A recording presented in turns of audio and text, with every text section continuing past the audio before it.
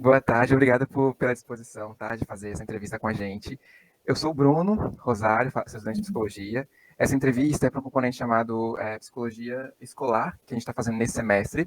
Aqui na sala comigo tem Letícia Barros, que é minha colega desse componente, né, no curso de psicologia. Aí ela está gravando, está me dando esse suporte aí para a nossa apresentação posteriormente. Eu gostaria que você, inicialmente, fizesse uma breve apresentação sua, dizer quem é você, aonde você está atuando agora. Fique à vontade. Prazer a todos, muito obrigada pelo convite. É sempre uma honra ser escolhida, né, para poder entregar um pouco do meu conhecimento. Isso significa que, de algum modo, a gente tem feito o trabalho aparecer, ser respeitado também, né? Muito obrigada mesmo, né, pelo espaço que vocês estão me dando. Eu sou psicóloga há quase 10 anos, atuo aqui em Teixeira, né? Atendo online, atendo na clínica, atendo todas as faixas etárias. E há 3 anos tenho atuado dentro da psicologia escolar, né? E acredito que seja esse o motivo pelo qual vocês me escolheram para vir para essa entrevista, a minha experiência dentro do campo, né, escolar, que tem sido muito legal, né? Tenho o meu pezinho ali na psicologia humanista, então eu tento agregar muito da psicologia humanista, que eu acho que é fundamental, né, dentro do espaço escolar. Acabo fechando agora psicóloga, estou aqui. O que vocês querem saber que eu vou contar? A gente tem algumas perguntas. A primeira dela é para você, qual a Uhum. importância da colaboração entre a psicologia escolar e os outros profissionais da educação, como os professores, os coordenadores, né, para a promoção de um ambiente escolar mais inclusivo e saudável? Acho que não existe escola sem colaboração. Todo o trabalho desenvolvido dentro de uma escola, a palavra é interdisciplinar, né?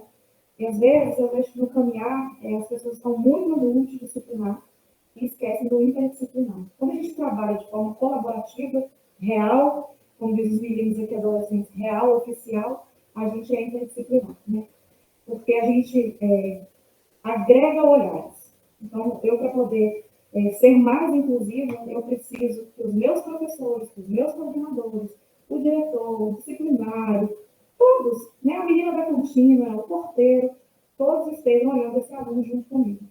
E esse diálogo interdisciplinar, essa comunicação seja efetiva, que ela chegue de verdade. Então, assim, se todo mundo está olhando, todo mundo, é mais fácil que eu individualize aquele indivíduo. E é mais fácil eu dar um atendimento especializado para ele. Então, se o trabalho for interdisciplinar, com certeza ele facilita as minhas intervenções, ele facilita que a gente tenha estratégias pedagógicas para aquele aluno, né? Ele facilita o trabalho da singularidade do sujeito, né, que é real, né, e é preciso ser trabalhado, né? Ele amplia a capacidade de compreensão das equipes mesmo, né? Então é muito mais fácil a gente trabalhar assim. Eu acho que essa é a importância da colaboração. Havendo colaboração, gente, e interdisciplinaridade, por si só, o ambiente é inclusivo. Não precisa o menino ter laudo, nem nada disso, né? A inclusão é para todos, a princípio para todos. Então, assim, isso tem que ser transpirar. A verdade é essa. Tem que transpirar para acontecer. A escola precisa transpirar o trabalho interdisciplinar. Essa é a Sim. escola top das galáxias. E como você lida com a questão da privacidade e da confidencialidade, né, dos estudantes, especialmente quando há necessidade de compartilhamento de informações com a família e com os outros profissionais da escola? Como é que você lida com isso? Eu amei essa pergunta, porque, assim, um pouco que eu faço também é supervisão clínica, gente. Então, assim, eu tenho notado que tem sido pouco batido na tecla com os meus supervisionandos a questão ética. Nós temos um conceito de ética profissional, né? E ele pauta todo e qualquer comportamento da gente em atendimento hospitalar, escolar, clínico, trabalho, né? Nada é inventado. Eu acho que o primeiro domínio que a gente tem que ter é do nosso código de ética. Né? Porque nossas posturas fazem com que a coisa dê totalmente certo ou totalmente errado, e às vezes é uma vírgula mesmo para aquilo sair fora do código de ética, né? Então, todo atendimento, ele é pautado nos princípios fundamentais da ética profissional. O que isso quer dizer, Carla, né, no dia a dia? O aluno vem aqui e, por exemplo, diz para mim assim, Carla, poxa, novamente lá em casa, meu pai e minha mãe brigaram a noite toda, e eu tô vendo que eu acho que eles vão se separar mesmo, já tá diferente, eu vim para a escola mal, às vezes brigam no carro, essa noite foi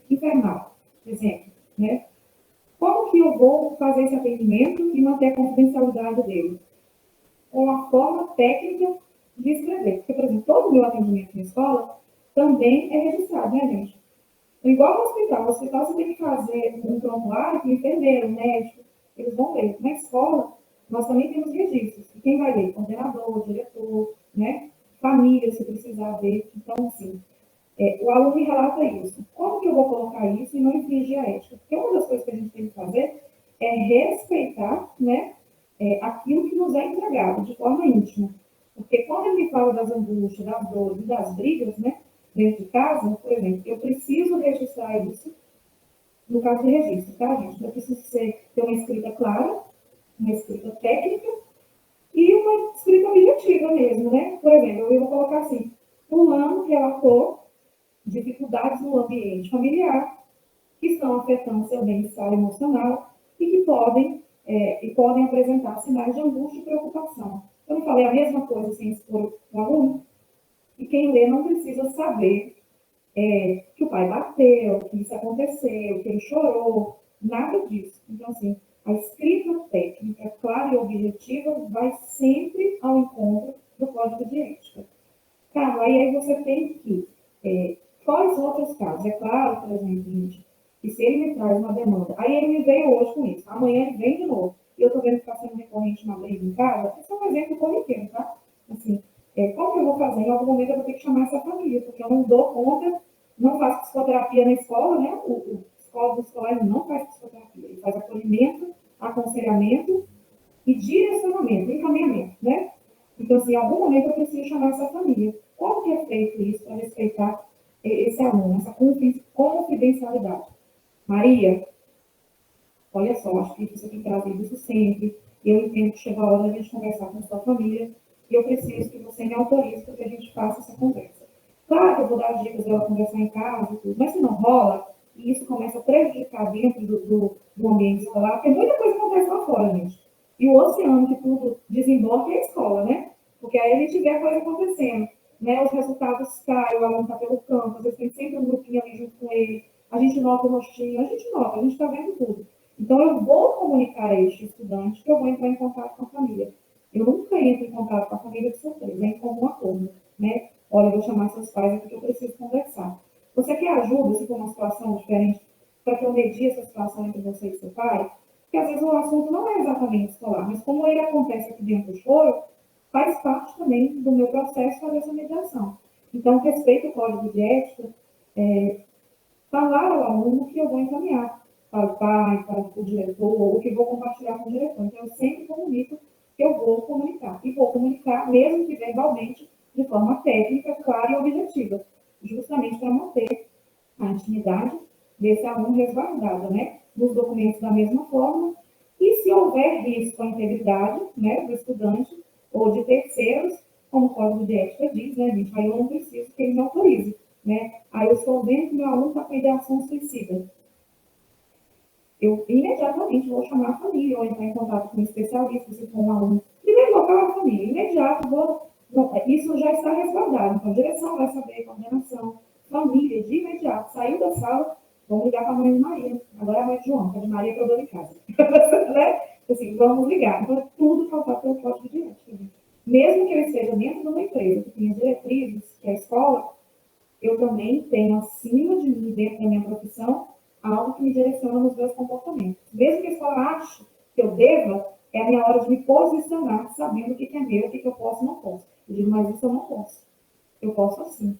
Porque às vezes eu vou fazer pela escola, mas um conselho vai me pegar. Então a gente precisa saber das duas coisas, né?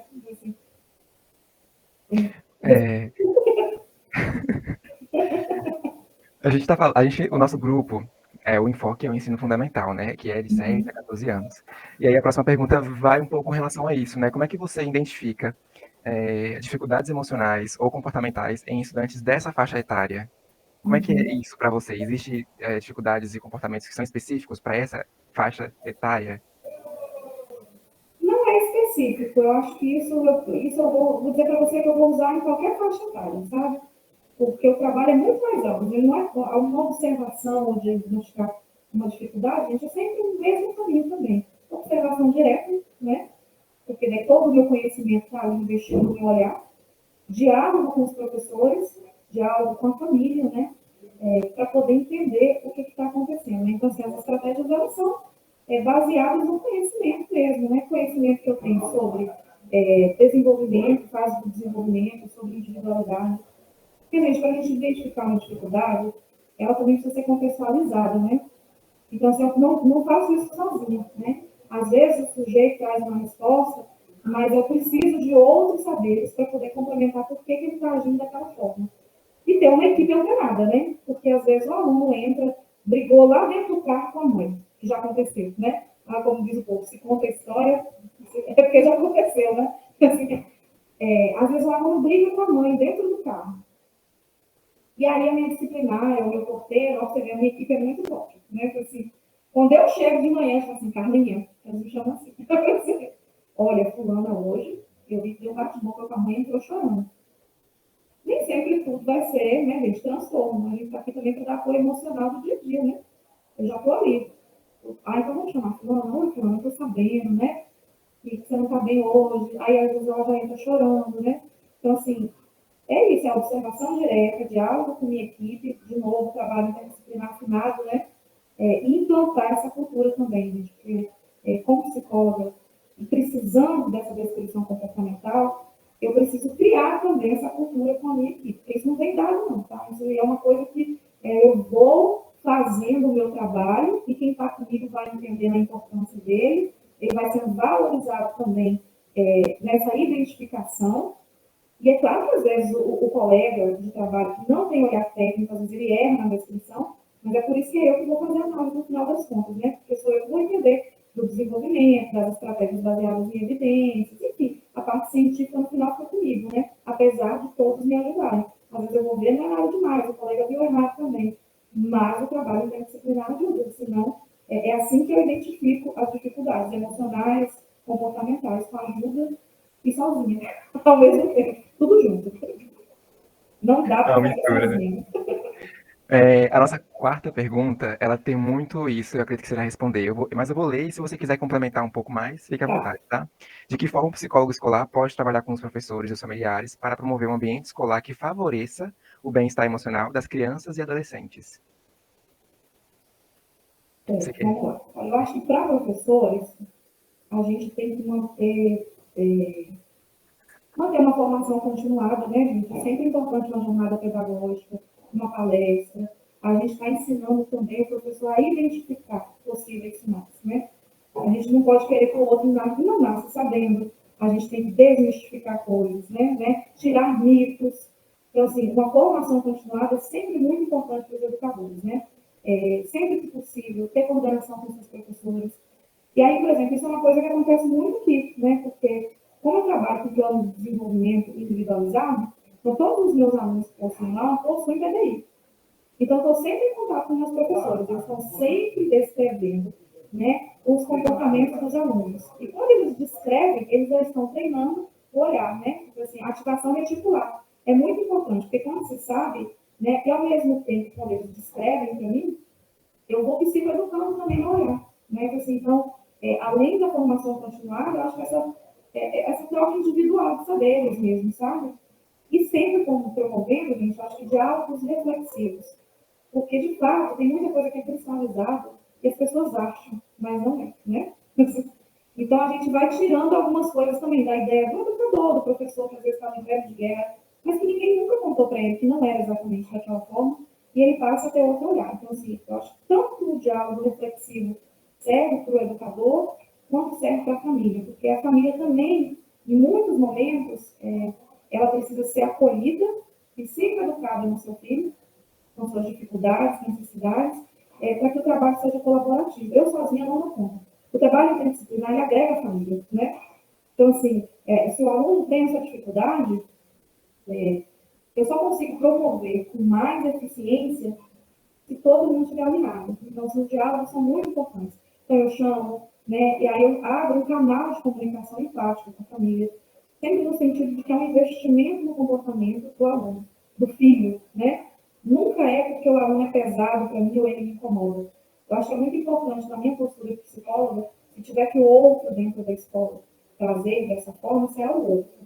Mas a postura de um psicólogo é sempre de investimento, de evolução e de crer que o outro dá conta, né? Então, o atendimento é feito dessa forma, empática, no sentido de a gente investir no aluno e no filho, né? Sempre dentro das referências também do Conselho Federal de Psicologia, que é essa função psicólogo mesmo, né? Incentivar práticas educativas, que estimulam a autonomia, aquela coisa toda, né? Então é por aí, Bruno. E Carla, para você, qual é o maior desafio em realizar o serviço de atendimento psicológico com crianças e adolescentes dentro do ambiente escolar? O maior desafio, olha, são muitos. Eu não sei nem por onde eu começo, né? Mas uma coisa que eu acho interessante de pontuar é assim, muitas vezes o psicólogo ele é chamado para fazer atendimentos assim, emergenciais, devido àqueles conflitos que os alunos têm e que estão aflorando aqui na escola, né?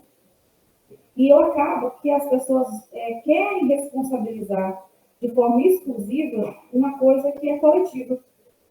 Então, acho que desemboca muito naquilo que eu já falei, né? Porque, assim, o desafio, às vezes, é de lidar com recursos, com o entendimento do outro, né? Porque, às vezes, o outro não entende o que você é falado, então você tem que trabalhar a psicoeducação do pai, do professor, da equipe, né? Para que todos entendam que o trabalho, ele é coletivo. Eu sozinha não faço milagre, né? Porque, às vezes, não, manda lá para a sala da psicóloga e está resolvido. Mas não está resolvido, né? Às vezes, o maior desafio é trabalhar as resistências, né? As resistências dos familiares da aceitação, as resistências dos meus educadores também, né? Sobre o conceito de alguma coisa de comportamento, né? No infantil, por exemplo, entender todo o processo de comportamento de uma criança, por exemplo. De eu tirar, nós não estamos falando de infantil, mas às vezes a gente, assim, vou voltar lá para não ficar perdido, por exemplo. Uma coisa que é rígida, isso aqui não é BIA, isso aqui não é regulação emocional que deriva disso, disso, daquilo, porque na fase do desenvolvimento é tal coisa. Então, a gente sempre tem que trabalhar, às vezes, com as rigidez, com as cristalizações que estão tanto nos familiares e quanto também nos educadores. Em algum momento, em muitos momentos, as pessoas não sabem qual é realmente o papel da psicologia escolar. Então, a gente precisa desbravar isso tudo e deixar muito claro, e às vezes até educar a própria empresa que nos contrata, né? A própria escola, que às vezes ou não nos utilizam tanto, que poderíamos utilizar muito mais, né? Que nos podem, ou às vezes nos sugerem, pedem coisas que não são realmente da nossa função. Então, é a rigidez, eu acho que é a parte mais difícil do trabalho do dia a dia. É o maior desafio para mim. Assim, é isso. E na sua opinião, o que precisa mudar nas escolas de ensino fundamental para que haja uma maior produção, né, promoção da saúde mental? Essa pergunta é grande. Ele fez 2 horas aí para a resposta? Eu sei que não, né? Assim, ai, gente, Eu pelo amor de gostaria, Deus. mas não temos. Não, assim, como sempre, a formação continuada, né, gente? Eu acho que para todos os profissionais isso vai ajudar na promoção da saúde mental, porque conhecimento ele é poder, né? E ele amplia pensamentos, ele troca padrões, né? E ele traz novas visões. Então, formação continuada é sempre importante. Acredito que programas preventivos também são importantes, né? A gente não precisa esperar que um aluno esteja cometendo bullying na escola para a gente falar de bullying, né? A gente pode sempre estar trazendo situações, trabalhar na prevenção mesmo, né? A gente pode fazer isso, né? Promoção de habilidades socioemocionais, que hoje está em voga na escola, né, gente? Assim, por exemplo, a minha escola aqui, eu trabalho em uma escola particular, né? Então, a minha escola ela já tem um programa implantado de inteligência emocional e sustentabilidade. Isso já faz parte do currículo de toda a escola, né? O psicólogo ele só vai potencializar mais ainda esse desenvolvimento dentro do ambiente escolar, né?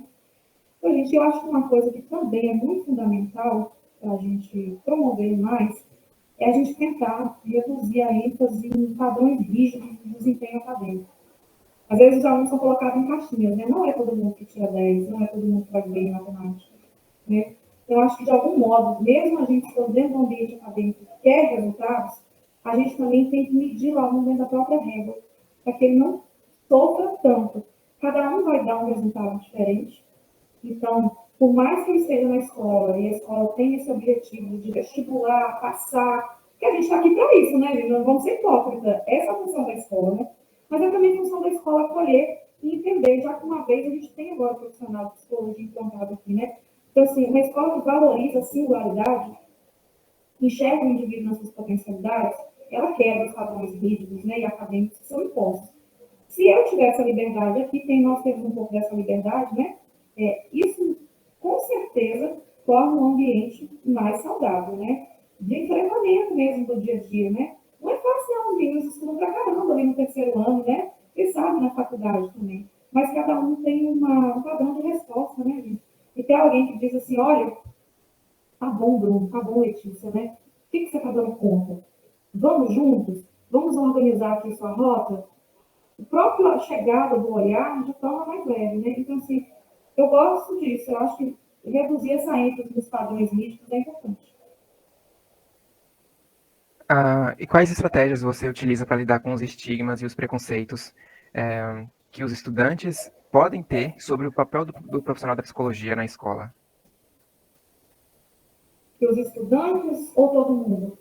Pode ser todo mundo também, né? Porque também tem isso, né? Porque é todo mundo, a verdade é Sim. essa. Às vezes, gente, o estudante hoje, né, ele sabe mais o meu papel do que é o familiar, né? Então, assim, o que eu tento fazer no meu dia a dia? Como eu disse a vocês, muitas vezes as pessoas não sabem qual é o nosso papel. E eu lembro de uma aula muito bacana que eu tive na faculdade, eu tive a grata experiência de estudar com a Magda, né, a Magda Freitas, e ela atuou muitos anos dentro da escola. E ela sempre falava para a gente quanto que um psicólogo ele era desvalorizado. E nós somos desvalorizados em diversos setores da sociedade, gente, não só na escola, mas o recorte aqui é a escola. Né? E ela tinha uma fala muito importante que hoje eu entendo que é real. A maior forma que eu tenho de diminuir esses estigmas e preconceitos é minha postura e saber qual é o meu fazer. Se eu sei qual é o meu fazer, ninguém me desqualifica. Qual que é o papel da psicologia? Ou até onde ela vai? Onde ela não se intromete? O que ela promove? O que ela pode trabalhar de preventivo? Sabe? O que é ético, o que não é, né? Porque em alguns momentos eu vou fazer, stop, não vou fazer isso, isso não é aqui, isso não condiz, né? Em diversas situações, porque assim, eu recebo laudos, eu traduzo laudos. Eu vou também colaborar, por exemplo, com as estratégias psicopedagógicas, né? Não dá conta de fazer prova, dá conta de fazer 4 simulados, toda segunda-feira tem simulado, não dá. Então, assim, eu preciso saber o meu fazer. Quem falou que eu não posso dar opinião? Não é dar opinião. A gente não dá opinião, a gente faz ciência. Então, se eu sei e entendo de desenvolvimento humano, de patologia, de inclusão, inclusive, né? Que é assim, código de ética, se eu sei o meu fazer, né? Isso já quebra tudo. Então, eu tento trabalhar também com uma postura sempre acessível e transparente e, em muitos momentos, educativa, Bruno, sabe? Às vezes eu preciso realmente explicar qual é o meu papel. Não é singelo, não é para dar aula, não, sabe?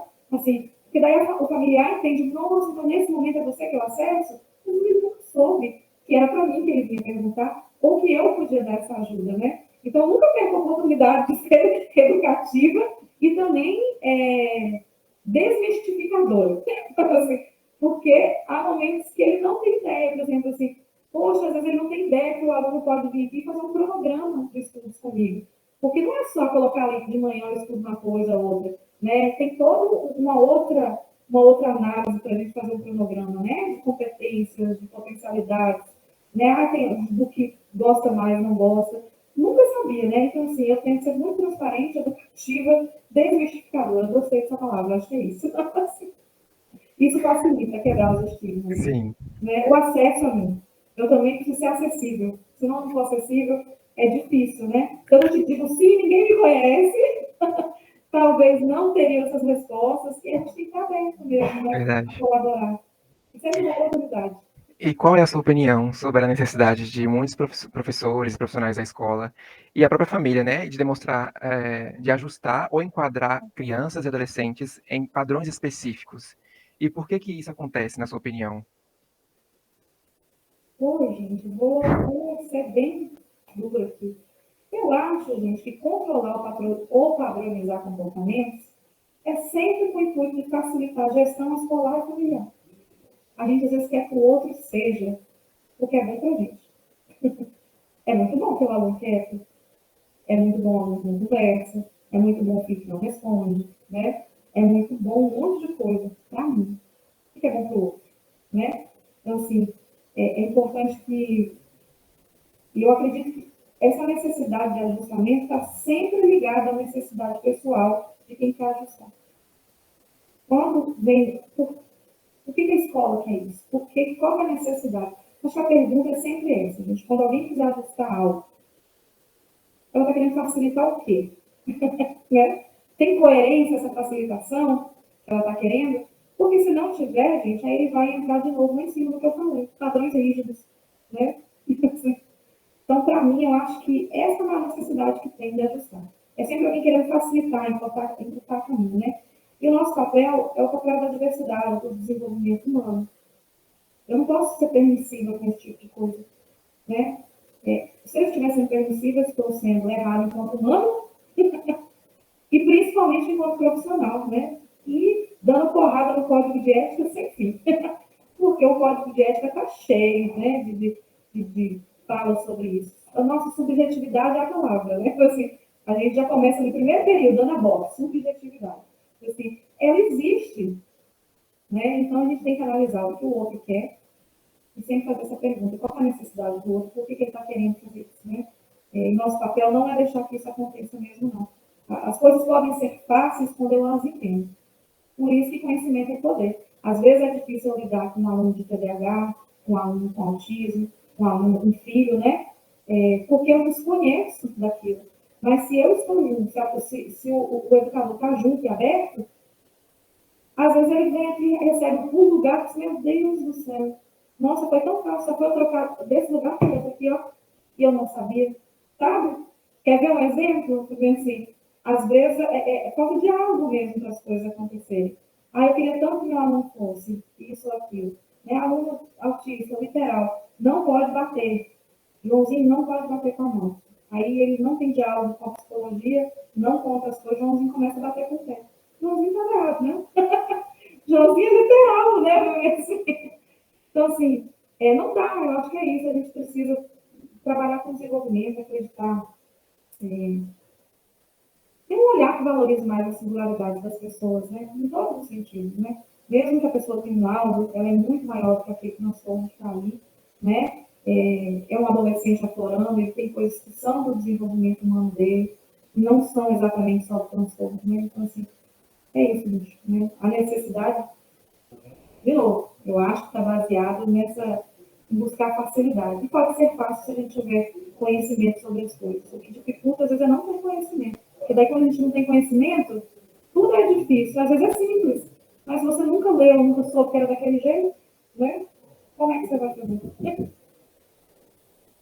Carla, essa foi a nossa última pergunta. Você fez uma análise muito pormenorizada. Muito obrigado pelas suas respostas. Em nome do meu grupo, agradeço, viu, pela oportunidade Eu que por ter cedido agradeço esse momento também. para a gente. Agradeço a oportunidade.